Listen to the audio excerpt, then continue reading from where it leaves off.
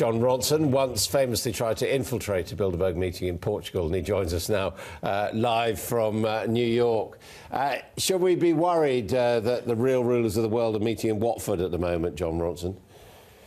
Well, obviously there's some mythologising around Bilderberg because for decades they were very secretive and they, for a little while they even pretended that they didn't exist. So obviously, there's mythology around them, but they do exist and they're not telling us what they're doing in there.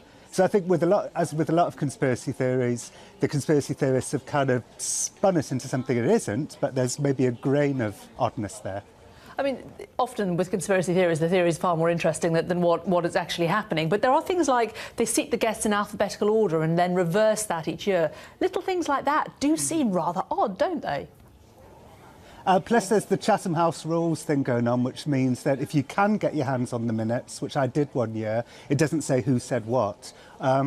So, yeah, it's a bit odd. They always meet once a year in a five-star hotel with golfing facilities. And yeah, they're really powerful people. It seems to be run by business. The idea is that big business people, so this year it's, Jeff Bezos and it's Eric Schmidt and, over the years it's been Heinz and SmithKline Beecham and so on. And they invite up-and-coming politicians along with the idea that they can sort of offer the up-and-coming politicians wise words. These are what Bilderberg has told me.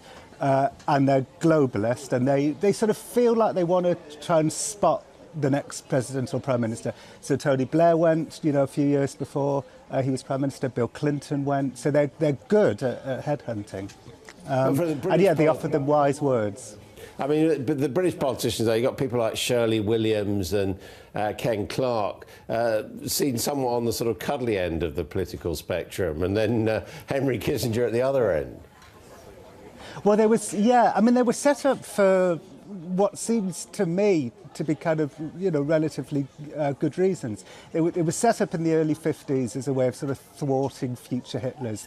They were sort of early internationalists, and they thought that politics shouldn't be in the hands of politicians, because look what happens when you get sort of crazy ideologues in charge of countries, and business would be more rational. So so sort of smooth the power out from politics into business and so on. So I think back in the 50s that probably seemed like a really good idea, having just gone through the Second World War.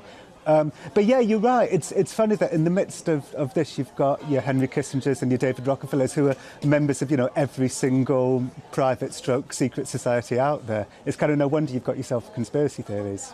It's obviously a big deal to be asked to attend. How do these invitations come? They sort of secretly delivered, or are you sort of somebody whispers behind their hand in the park?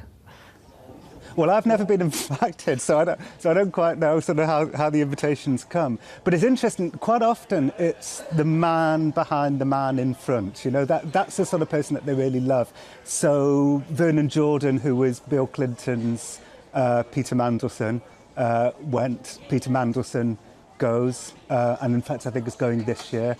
So is Ed Balls. So yeah, so how they're headhunted, I don't know.